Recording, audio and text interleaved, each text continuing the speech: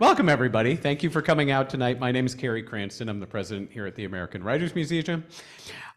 We'd like to welcome our partner organizations for tonight's program: the Coalition for a Better Chinese American Community, the Chinese American Museum of Chicago, the OCA, Asian Pacific American Advocates, and the University of Michigan Asia, Asian American, and Pacific Islander Alumni Club. So thank you all for being here and valuing the past, present, and future of American writing.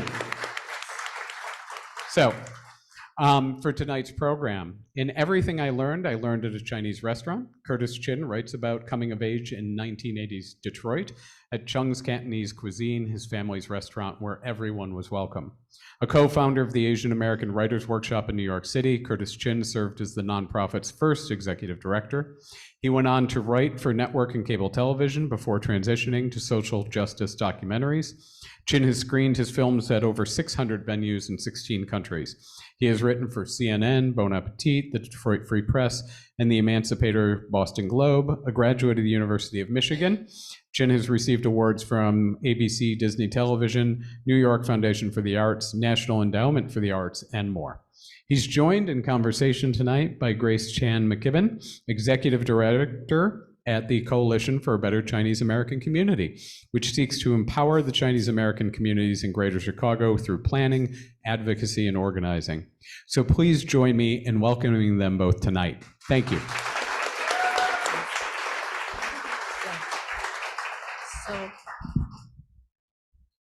So I think I'll let Curtis start by talking about, how he came up with the story, his own story, of course, how, his family, and also doing an introduction to the book.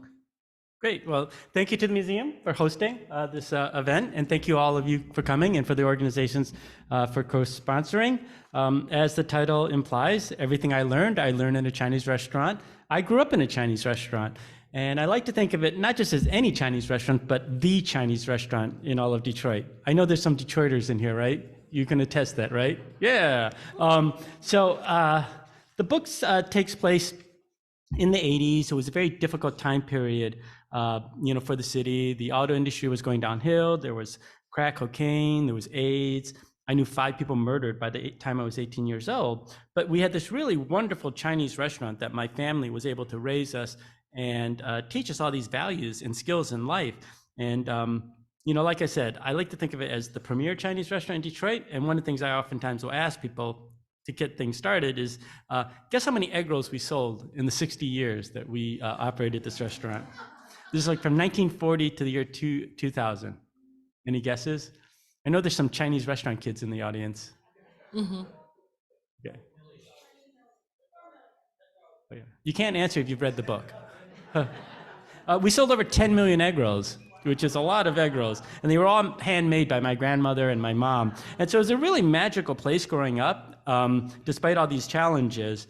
And so for me, writing this book really is a love letter, not just to my family, but to the restaurant, and also my hometown of Detroit, right? Because I felt like despite, all the difficulties, it really was a great childhood that I wouldn't, trade with anybody. And so I'm going to read a very short part of the prologue. And then, as we do the Q&A, there's a longer part that I'd like to read, and sure. I can just sort of pop into that. Okay, so I'll just start, and I'll talk a little bit about my family afterwards. Everything I learned in a Chinese restaurant. Oh, so the book is divided into 3 sections of 8 stories each, because, to Chinese people, 888 is good luck. And so there's 8 stories in elementary, middle school, 8 in high school, and then 8 in college. Everything I learned in a Chinese restaurant. Welcome to Chung's. Is this for here to go? Armed with a smile and a red waiter's jacket with a perpetual plum sauce stain. That's how my dad greeted any new face that entered the lobby of our popular Chinese restaurant in Detroit. Interestingly, my great-great-grandpa Gong Li Chin had faced the same question in the late 1800s as he stood cold and alone on a rickety dock in Guangzhou, China, trying to decide his future and that of his young impoverished family. For here to go. For here to go, as I got older, it was a question I asked myself. Starting in our restaurant's long and open back kitchen, where my family made some of our most popular items, including the tangiest barbecue pork and the best smelling almond cookies, my mom taught me my first lessons. Before diving into math, English, and geography, she began with a little American history, tales of elders and ancestors, our family as prologue. And so the book continues on, the prologue continues on, talking a little bit about my family's journey. And the reason I start the book off like this is because I don't think that you can know a person's journey unless you actually know their family's history. And so that's why I really want to set this up. Also, as being an Asian American from the Midwest, like all of you guys here, right? Oftentimes the Asian American stories talks about California or New York or Hawaii, right? But there are some of us out here that grew up here in the Midwest. And so I wanted to share that history too. So that's why I talk a little bit about how I start off by talking about how my great-great-grandfather, Gong Li Chin, moved from Canton, China to Canton, Ohio, before realizing there weren't Chinese people there. And then moving up to Detroit, which was booming at that time. He tried to get a job in the auto industry, couldn't get work, so he ended up doing the laundry, which is what a lot of Chinese Americans did when they first came to this country. He saved up enough money, opened his own laundry, opened up a grocery store, and finally got into the restaurant business in 1940. And he opened up this restaurant called Chung's Cantonese Cuisine, which is the restaurant that I grew up in. It was a really popular place in Detroit, as I mentioned before. And the prologue continues all the way up to 1967, when the city of Detroit, much like the rest of the country, was going through a lot of racial tensions. And Detroit, we had these things called the Detroit riots, or some people call the rebellion now. And so for the first time ever, my parents actually had to close the restaurant for 5 straight days. And during that time period, my parents managed to have sex. And 9 months later, I was born as their riot baby. And so sometimes I feel like I talk about like racial justice and social equality because of that. Like without that incident, I probably wouldn't be around. So it's sort of in my DNA. So the rest of the book really follows that journey of being that kid of for here to go, right? It's like, do I stay with my family in the Chinese restaurant, or, do I go off and try to be myself, including, because I'm a gay person, what would that life be like in there? And so that was the struggle that I dealt with growing up, staying in a city that's literally falling apart, or trying to, move on to my own pastures. And so that is the book. And so since it came out October 17th, I've been on this whirlwind tour. I don't know how many cities I've been to now, but I'm on the road until November 20th, literally like an event every day. But we've been getting a lot of great press. I don't know if people saw, there were big articles in the Washington Post, the LA Times, CBS Saturday Morning News did a piece, All Things Considered. NBC News is following me to Detroit on Thursday. So it's been really, really great. And so I'm very excited to be here at the museum to share the story and to share it with all of you. Thank you. Yeah, thank you. Yeah, go ahead. Yeah, thank you so much, Curtis. I prepared some questions, but it's really a conversation, and a conversation so that you can also show off the book and pieces of the book. Mm-hmm. I mean, I think that how many of you had read some of the book, or most of it, all of it? Oh, Yeah. okay. Wow. So I've finished reading it. So I don't know if folks care whether we have some spoilers. But I think that, the first question I have is like, so Curtis, you were the third of 6 children. Yeah. What was it like growing up with a big family and being one of the boys? And then I also have a follow-up question. What was it like for Cindy, who was the only girl? Well, I don't know about that, but so my family had a big household. I mean, there were 6 kids plus 2 grandparents, and like I say in the book, 2 parents, 2 grandparents, 6 kids plus the occasional cousin, second cousin, and family of Vietnamese refugees that my dad took in. It was just like a giant zoo in some ways, because we also let people that wanted to work at our restaurant live with us too. So it was crazy being a middle child. But I think in some ways it also, because I was ignored, or I felt ignored as a middle child, it also gave me the opportunity to sort of really observe what was going on, right? Because if nobody's paying attention to you, then you're forced to sort of like see what's going on. And I feel like, a lot of people ask me, wow, how do you have such a great memory of like all these details? And I think it's because I was a middle child, right? Mm-hmm. Just observing what was going on. Yeah. Mm-hmm. So how old were you when you started helping out at the restaurant? Oh, well, we were always helping out, right? Like, at first they just make you do small things. But I did free labor until I was 14, and then I started getting paid. So if that's what you mean by working at the restaurant, yeah. Mm-hmm. Yeah, and say a little bit more how, what was the work like, and how, did you enjoy it, not enjoy it? There are several people I know that grew up in Chinese restaurants too. And I think that, they might resonate with your story. Well, when you grow up in a Chinese restaurant, right, the place that everybody wants to be is the kitchen, right? That's where all the action is. But sadly, I was the only one person in my family who couldn't cook. right? Like everybody had a specialty. My grandmother could make her sweets. My grandfather made the barbecue meats. Interestingly, my mom, who was born in China, made the best American food, like lasagna and hamburgers. But my dad, who was born in America, made the best Chinese food, you know? So I think it was like a cross-cultural thing with them. But I always really wanted to do that because, you know, whenever we ate, everybody always complimented the chef. It was like, that was the job to be, right? But I sucked at it. Because I don't know, I was just a little too anxious, a little too nervous. And so anytime we had to cook a meal, I was the kid that was always sent to the dining room, right, to like go set the table. And, you know, that hurt my feelings a lot growing up. But I think eventually I just realized that, like, you know, running a family restaurant or a business, I mean, everybody sort of has their place. You just sort of find your place. And for me, maybe it was the dining room. Maybe it wasn't the place I wanted to be. But then if I was going to be there, I was going to try to be the best person possible. And that, like, for me, was being the best waiter, you know, being the best service. And, you know, ultimately, I feel like those are the skills that probably matched me.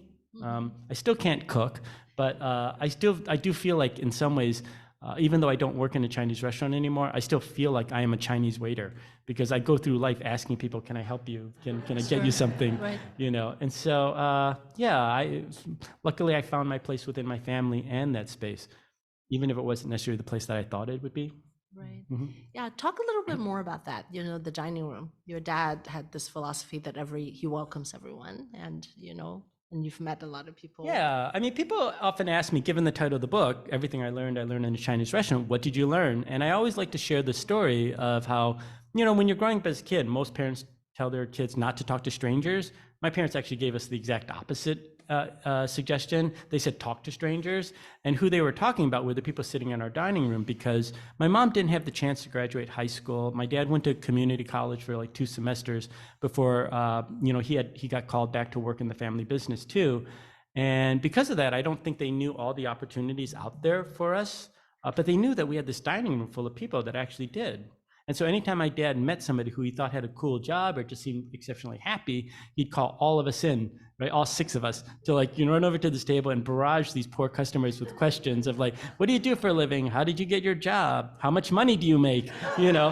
And I think from that, it really taught me this ability to talk to people who are different from me, right? And not to be afraid of people who are different, but also not to be afraid to ask questions, and also not to be afraid of asking for help.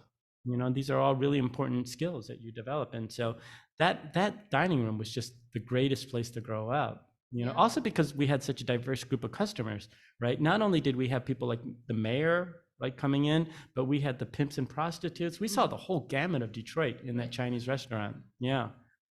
So. Yeah, in the book you talked about your dad pushing you to ask the mayor of Detroit a question, and how anxious you felt. Well, this was right after the Vincent Chin murder, right? And you know, one of the things I decided to do in response was write these angry letters to the editor, right? And or my dad called them like nasty letters, you know, I was embarrassed by them to some degree. And then the mayor was one of our regular customers, just, you know, asked me, what are you doing back there? And then, you know, I sort of said, oh, I'm just writing these letters to the editor, but I didn't describe them as angry. But then he taught me an important lesson about the idea of anger, because he said, like, you need anger to sort of, like, you know, get things done. And I said, like, well, we're Buddhists, we don't do anger, right? We're taught to, like, let it go. But, you know, it was all these little lessons that I learned in life, you know, in that Chinese restaurant, even just with conversations with our customers. So. Yeah. Talk a little bit about Detroit's Chinese community at that time. Detroit's community was fairly small. You know, it was actually, there was an older Chinatown which had a few thousand people, but when the city destroyed that old Chinatown to make way for a freeway, they moved it to this new area, which only had about a couple hundred Chinese Americans. It was actually mixed. It was Pan-Asian, so there were also Filipinos and Indians and Afghans living there, but you know, predominantly Chinese in terms of the Asian community. So that's the area that I grew up in. In the area recently, there's news about Cass Avenue. Yeah, I mean, Detroit's gentrifying these days, and so there's a lot of you know, things going on. And so we don't own the restaurant anymore. It actually closed when my dad passed away, and You know, that building has sat empty for 20 years. And just to show you how popular our restaurant, the new landlord, the new owners of the building actually went through the trouble of tracking me down in Los Angeles, asking me if I would reopen the restaurant. That's how long the memory is of our family's business. You know, and so I don't know. I mean, like 5% of me thought like, oh, maybe I could do this. Maybe I could go back and open the Chinese restaurant. But then like, wait, I'm on a book tour. I can't do this. Right. But like I said, NBC News is actually going to go with me on Thursday into the building. We got permission from the new landlord to go in there for the first time in 20 years. So I bet you that's probably going to be pretty emotional. Yeah, yeah. So many great memories of that space. Yep. Lots of great memories.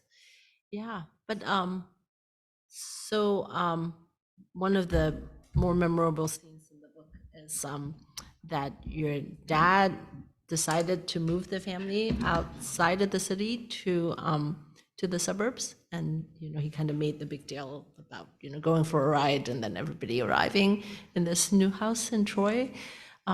What was it like growing up in a suburb where your family is one of the Yeah, I mean, so we families moved of from an color? area that was more mixed racially to one that was like 98% white. And so I think that was a big challenge. But I think that growing up in that restaurant did equip me, because we did have customers that did live in the suburbs and stuff like that. But it was a challenge, right? Because, you know, at least when it's a more racially mixed things, you can sort of hop around between different groups. But when there's one dominant culture, then you really are forced to blend in, right? Everybody has to get along, you know, with this one sense. So yeah, there was some challenges to that. You talked about similar challenges too, and when you first entered the University of Michigan, how much does being a racial minority or a person of color impact? Well, I was a first generation college kid. I didn't want to go to college. So maybe this is a good time to read the story I want to read. So to set things up, this was the 80s. It was a really difficult time period being a closeted gay kid, because I really did not think I was going to live past the age of 30, right? Because anything that you read about gay people was that they'd be dead, right? You got AIDS and you'd die. Plus, growing up in Detroit, I mean, I saw a lot of people, meet an early death. And so I didn't understand the idea of going to college for 4 years when I would probably at the most have another 12 years to live, I thought.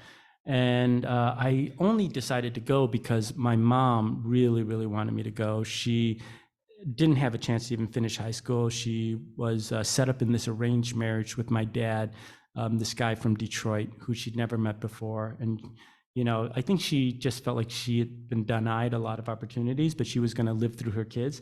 And so I went to the University of Michigan. I didn't know what I was going to study. I was working full time, and I stumbled upon the writing program. And I hate to admit that, especially here at the Writers Museum, but the reason that I chose the English writing major was because I thought it was an easy A. Because, hey, it's poetry writing, right? Just write a haiku or two, and then you can graduate. So that's what I did. I did it. And I got into the creative writing program at U of M, and it's a small program. They only took, I think, 20 people, per year. So it's pretty exclusive. So I want to read a story about that. So this is in the 80s. Okay. So, the book is divided, into these sections, but also each of the chapters is set up like a Chinese menu. So that's why they have these strange chapter headings that, I don't know if they make sense. So this is chapter M7. So. Being a creative writing major made me the literary expert at Chung's. That was inevitable, as my dad asked every customer, "Have you met our number 3? He's the writer in the family." Every time he mentioned my program, the number of students accepted got smaller and smaller. At some point, I expected him to say I was the only one on campus even allowed to own a pen. One week, one of our waiters was out sick.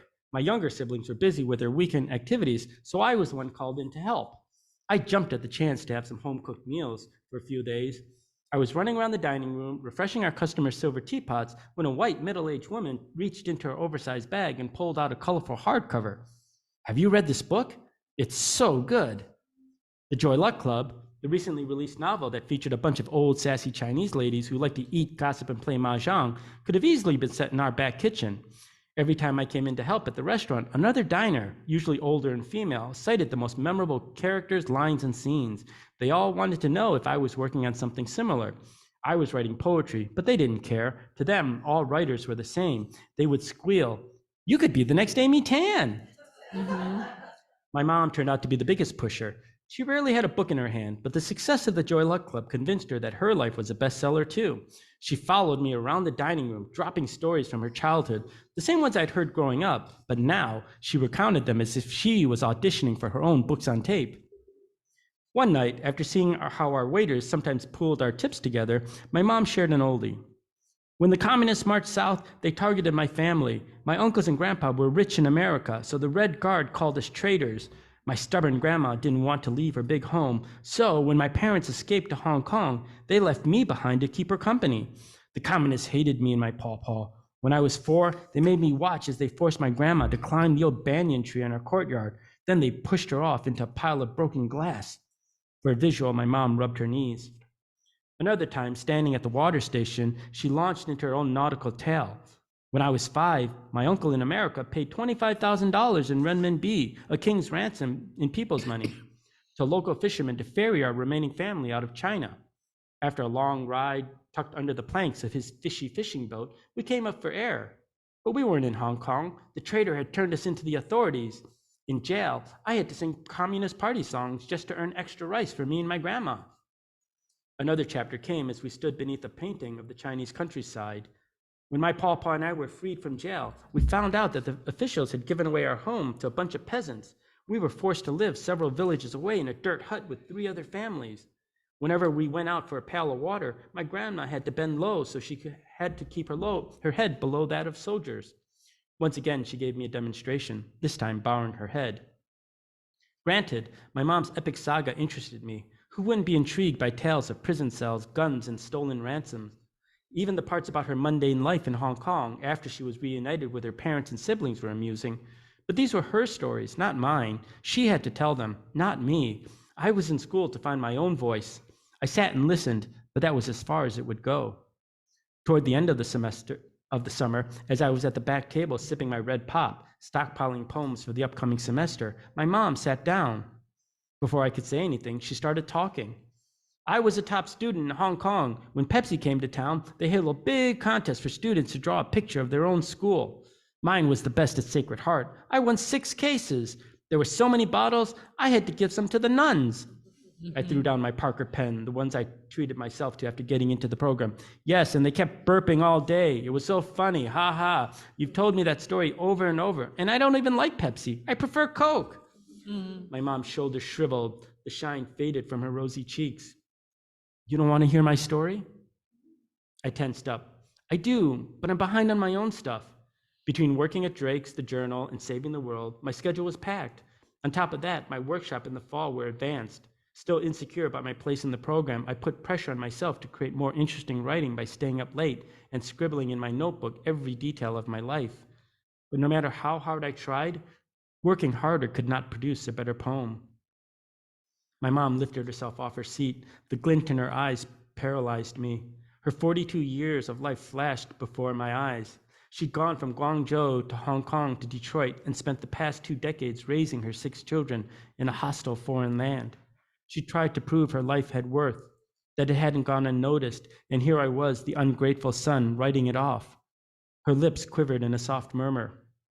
I hastily picked up my pen, backtracking. "No, go ahead, Mom. I'll write it down this time." My mom bowed her head as if I were one of the soldiers holding a gun to her temple, ordering her to sing. "No, you go on. You do your own thing." I reached out my hand, but by then she had disappeared through the black swinging door, leaving only the rattling from the kitchen, the clanging woks and rumbling dishwasher. I sat there, upset at myself for being so inconsiderate. Everything I had done in the past 3 years had been for her, but it seemed as though I had failed the final test. My education wasn't just to help me get a better life, it was for my whole family. We were a team. We were the 8 immortals. How could I let them down? I needed to make things right. But I knew that, like most disappointments in our house, apologies were never spoken. Only deeds would bring about reconciliation. Thanks.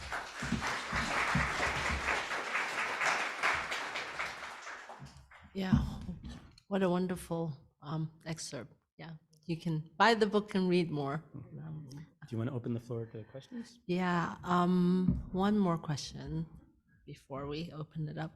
So, the story about you growing up and discovering your sexual identity, but you never came out to your parents in the book, right?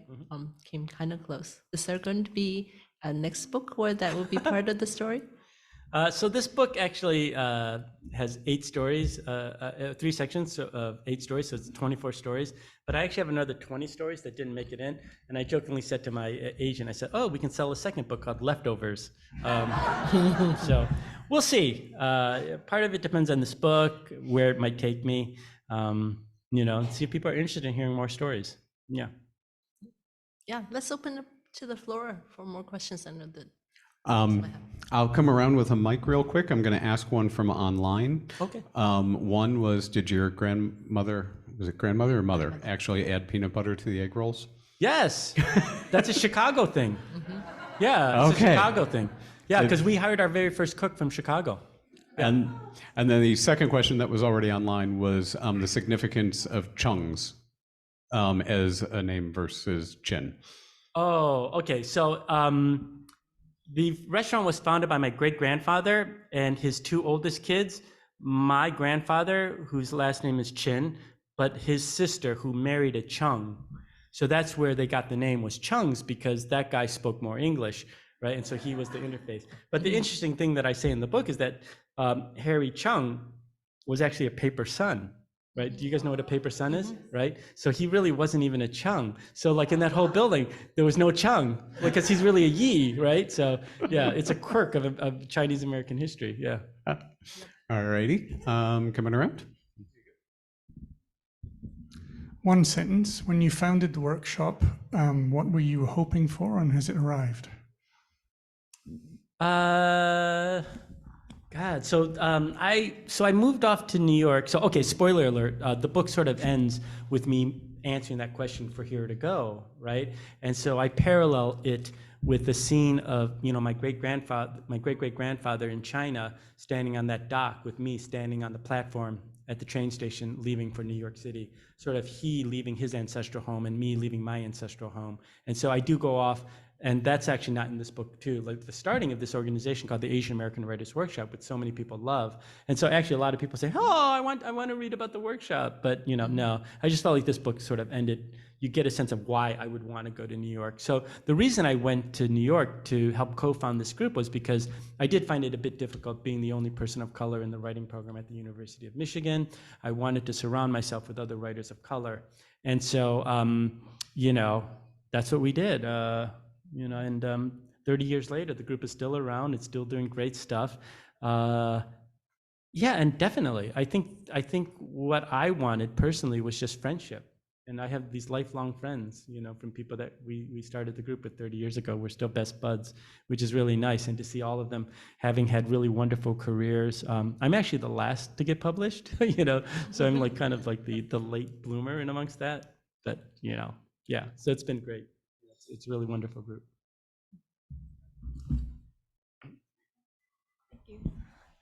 Can you talk about your experiences of working on a documentary about Corky Lee, and also advice as to creating long-standing activist organizations such as AAWW?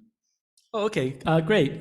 So my day job is actually writing TV and film. So this is my first book, but that's the other stuff I do. My most recent film is a film called Dear Corky, which looks at an Asian American photographer who photographed the community for like over 60 years, but sadly he passed away from COVID. And we had been filming him for a different documentary about Chinatowns in the US in general and the issues they were facing.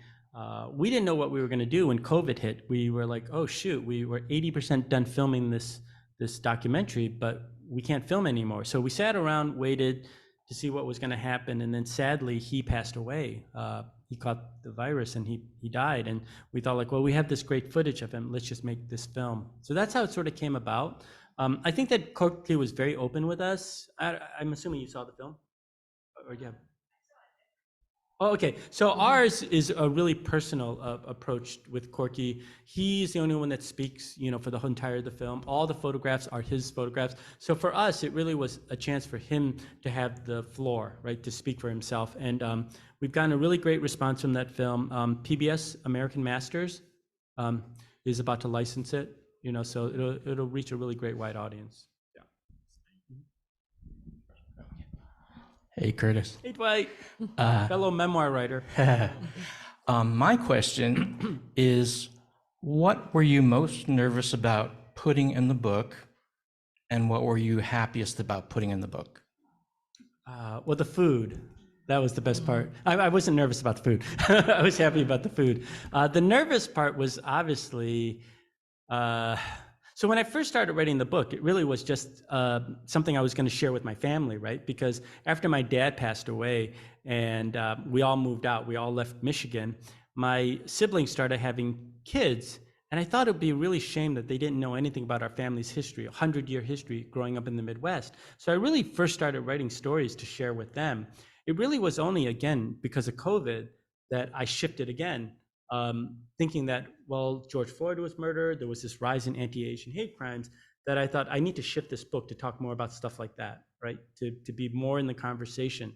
And when you do that, it became a much more difficult book to write, because you can write happy, fun stories when you're a middle school kid. Nobody cares if you do dumb things or you learn anything. But by the time, you're covering that ages of high school and college, they expect a little bit more of the narrator. But I think also, you are going through things, much more difficult parts of your life, not just the coming out part, but also, understanding racism and things like that. And so it became and also secrets within your family, right? And so those become really difficult parts to write that I wasn't expecting to do, but I think that once I made that decision that I was going to write an older time period, that I had to go down those paths. And so I still get emotional about it. Like even when I was recording my book, I started crying over some of the things because and I've said this to people, it's like there's a difference between being a memoir writer and being a human being, in the sense that, like, for a human being, sometimes we move on from things in the past, right? That's your best strategy. For me, having grown up in the inner city of Detroit, seeing all these bad things happening, I felt like the best way to always just look forward, just, move on from things. But what a memoir forces you to do is to go back and pick up those scabs. I don't think I needed to do that as a person, right? Because I have a good life. I feel like I don't have these traumas, whatever. But in terms of writing it, it forces you to ask these, these things that you just, maybe you have buried deep down. That I don't know if you need to go through these things or not. But it forced me to, as a writer, that I had to. So, yeah. It's specifically things about my parents' relationship. I think those are the scary parts. Yeah. Speaking of processing feelings, I think that something that I notice is many minoritized people, especially with Asian Americans, thinking about all of this cultural and generational divide. It's hard not to grow up feeling all this emotional turmoil or resentment on the way that you grew up. But the way that you describe, not only in the book, but also in conversation here, you talk about your childhood with so much happiness, right? And so to what degree is that, oh, you actually just are a happy person and you've always figured out how this is a happy story? Or is it like, how did you come to your sort of understanding to be at a place of peace and joy with all this? Because, I mean, free child labor, it's hard not to have that resentment, right? But you get to reclaim that in a particular way, and just don't know to what degree that was really conscious for you. Yeah, do you think I'm faking it?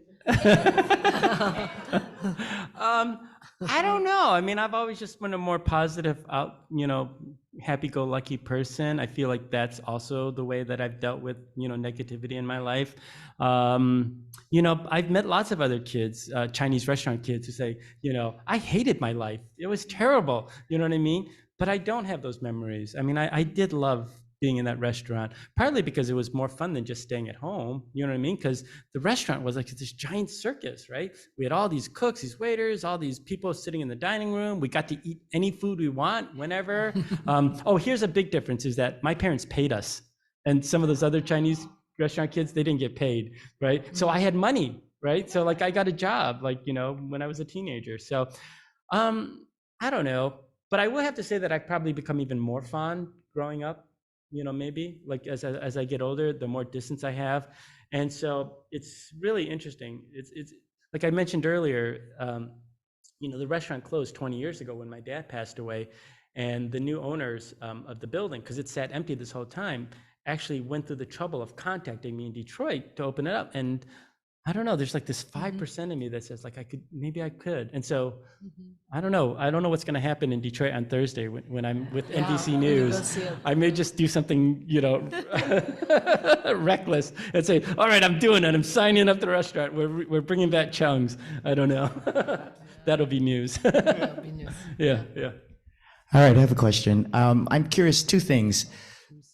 Do you feel compelled to write about, I'm here. Okay, hi.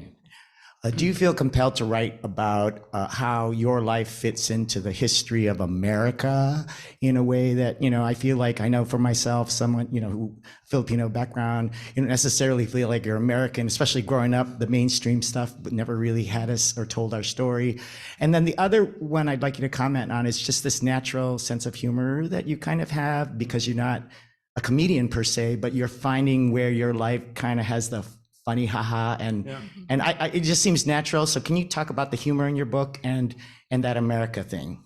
Yeah, well, definitely I did consciously want to ingrain it into the history, partly because that's what I was writing for my family, right? I wanted them to know that history and how we participated. I do agree with you is that sometimes when you read stories from other Asian Americans, there's not necessarily a sense of where it fits in with the larger narrative of America, right? They almost seem like sidecar stories, right? And that's why I was very, very deliberate of charting the city's history and its downfall with my families, right? Because they're parallel and they intersect, right? And I wanted to see how that played out on a Chinese American family, but also how that Chinese American family might have participated in this, right? So it's very so if you're from Detroit, you're going to read about Devil's Night. You're going to read about the Tigers winning the World Series. You're going to read about the day Hudson's closed. You know what I mean? You're gonna know Detroit history because I felt like that's something I wanted people to do. I want you to pick up the book thinking that you're learning about an Asian American family, but in actuality, you're going to learn about America, right? You're going to learn about the history because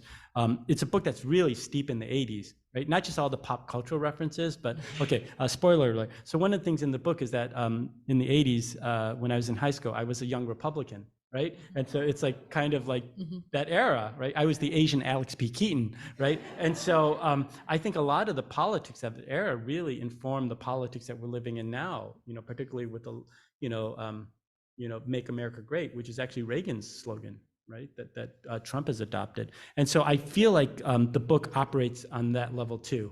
Like you're gonna learn about American history and where America is now, reading this book. And that was very deliberate on my part.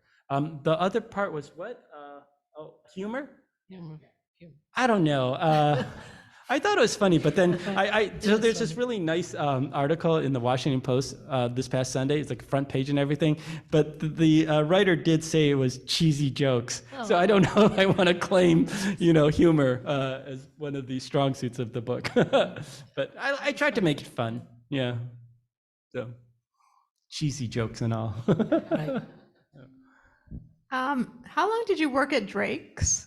And what was it like to work there? That was like our favorite Are you place. from Ann Arbor? Yeah, we both went to Michigan. Oh, okay. Love Drake's. Oh, great. So yeah, I worked there for 2 years, my junior and my senior year, and I worked there full time. So are you guys from 86 to 90? Or you guys are younger? Oh, so I probably maybe even served you. Like, do you remember a rude Chinese guy? Yeah. Yeah, Mr. Tibbles. Yeah. No, it was an icon. And so what I sort of talk about was like, being a working class kid who worked in the service industry, going off to Ann Arbor, like feeling that distance from the restaurant. The reason I worked at Drake's was because it was similar, right? It was an old family-owned business, had been around, and I felt comfortable there. Sort of talking about because I tried getting an office job, and I said I'm not really set up for this world, right? Because the other thing that I do like to uplift, I like working class families, working class jobs.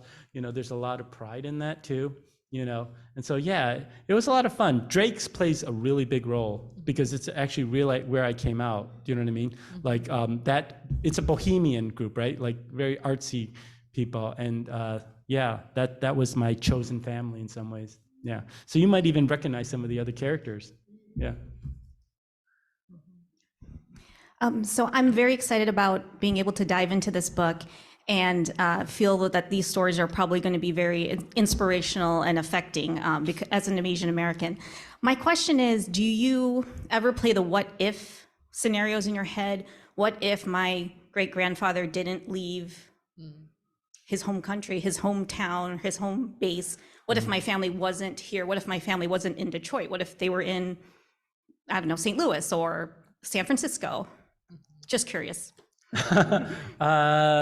Yeah, I mean, I think everybody does, right? To some degree. I mean, I know that when I was a kid, one thing I did find interesting is like, and I've talked to other Asian Americans about this, right? They said that when they were growing up, sometimes they would ask, what if I were white, right? But I never thought that because to me, growing up in Chinatown, right, where me and my siblings were the only American-born kids, everybody else was immigrants, right? Like, and a lot of them were from Hong Kong, right? To me, the question was, what if I grew up in Hong Kong, right? Like I could actually be like, Speak Cantonese better? Speak Cantonese, but be part of that like, power structure, right? Because they would always make fun of me for not being able to speak Cantonese, not knowing any of the cultural references, right? I was the outsider to all these Hong Kong Chinese people, right? I wasn't necessarily an outsider to white kids first. That didn't happen until I got a little bit older. So my first what ifs, I was like, what if my family had never left China? You know what I mean? So I think I'm a little different in that way from what I've heard from other people. But growing up, no, I don't know. What if, I don't know. It's yeah. Yeah, I don't know. I mean, everybody does, right? To some degree. Yeah. Hey, here. Yeah, so I mean, I feel it's really fascinating to hear you, especially just like following up on the answer you just answered, like being outsider or like being like a minority in Chinatown and then be a minority of like this white like a university kind of setting, as well as being queer, which is also like another layer of like minority in a different perspective. I'm just wondering if there's like if like is one way impact the other way or like vice versa, or yeah, like what's the connection of like being like a there is a story in the book that really hits that, because one of the big issues that we talk about now is intersectionality, right? Like how do these different identities that we occupy play out? And so I talk about like this happened when I was a senior in high school. I was waiting tables, and again, this was the 80s. It was the height of well, not the height, but it was AIDS, right? And I really was, back then we did not have hope. I really think back on this. I think about like as being a young gay person back then, what kind of hope did I have? And I really didn't have any hope, right? It was really a terrible, terrible time period for that generation. And one night, these two people come into our restaurant and they're laughing and having this great time. And at some point, I realized that it's actually a guy and a drag queen, right? And so for the first time in my life, I see gay people actually laughing and having a good time. And I'm like, oh my God, maybe being gay isn't a death sentence, right? And so I get all excited. I pay special attention to them. I give them all this free stuff, and then when I go back to the, and so probably paying a little too much attention to them, but then, as I'm going back to the kitchen to place their order, the drag queen shouts across the dining room floor, "You better not be serving us dog meat," right? And so it's like this big 180 turnaround from being happy, feeling like there was this future, getting excited for the first time that like, possibly seeing a future being gay, and then having this person do that, and they were white, and just thinking like, why would this person, automatically assume that me staring or paying attention was a negative thing, right? Like, where like why could they not see a Chinese waiter as someone who's part of their community? Like, what were their limitations? So, yeah, it's, and that's how it happens in life, right? It's like you feel comfortable, you let your guards down, and then sometimes something happens and that pulls you back, which is actually makes it even worse, right? And that's the things that we have to navigate in life, right? When you are parts of multiple different minority groups. So, Yeah, I don't know if I have an answer of what's the best way to deal with it, but it is just something we encounter in life, right? Yeah.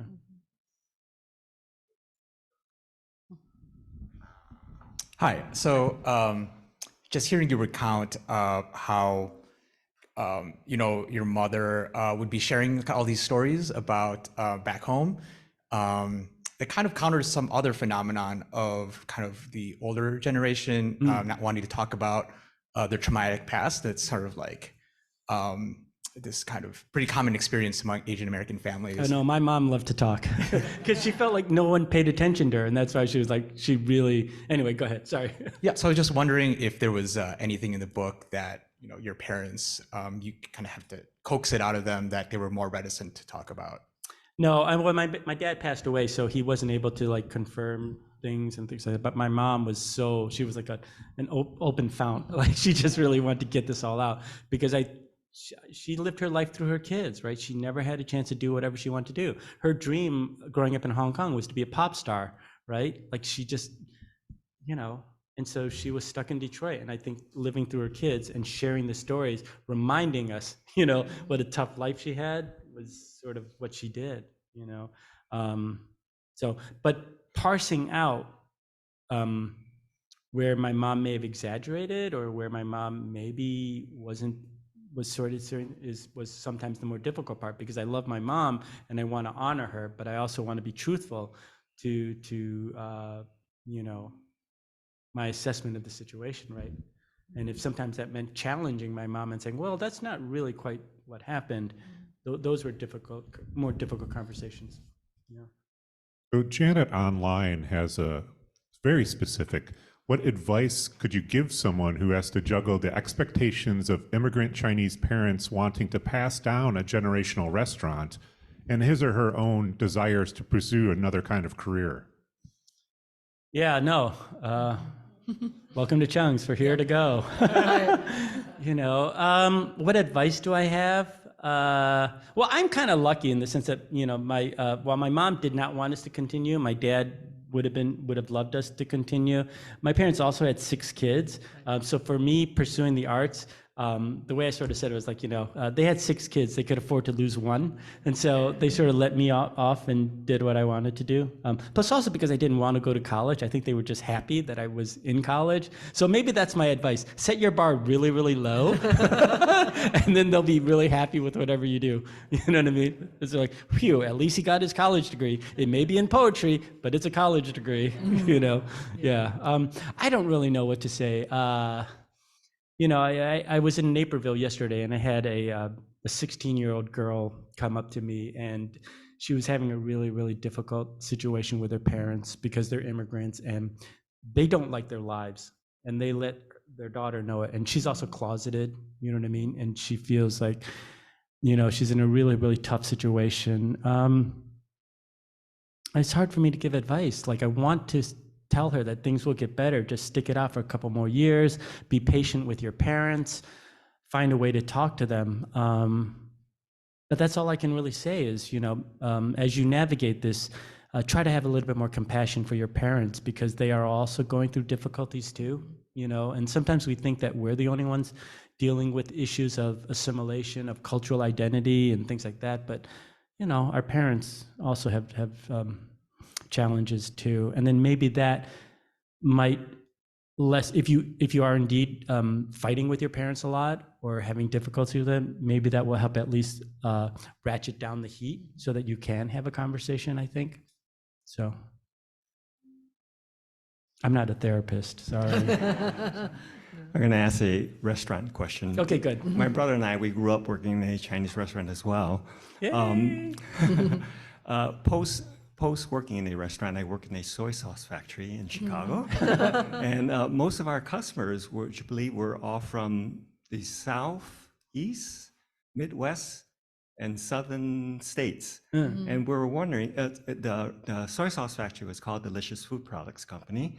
And we were curious if your restaurant ordered from the soy sauce in Chicago. Yeah, where did you get all your supplies from?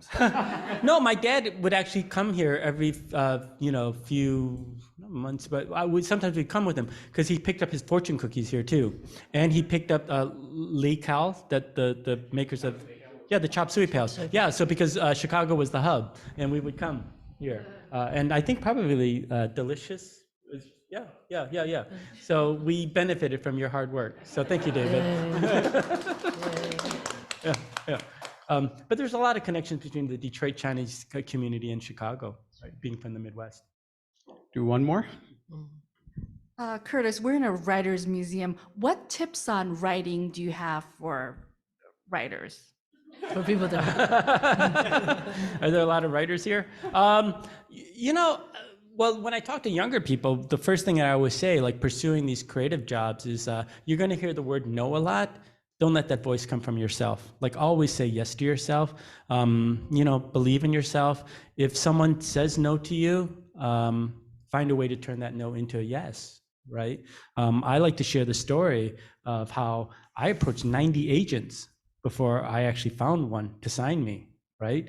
But after I found that one, the book went swimmingly. The book actually sold in a big auction in 3 weeks with all the big publishers, right? But it just took that one yes, right? And so you never know where it's going to come from. So just remain optimistic, I think.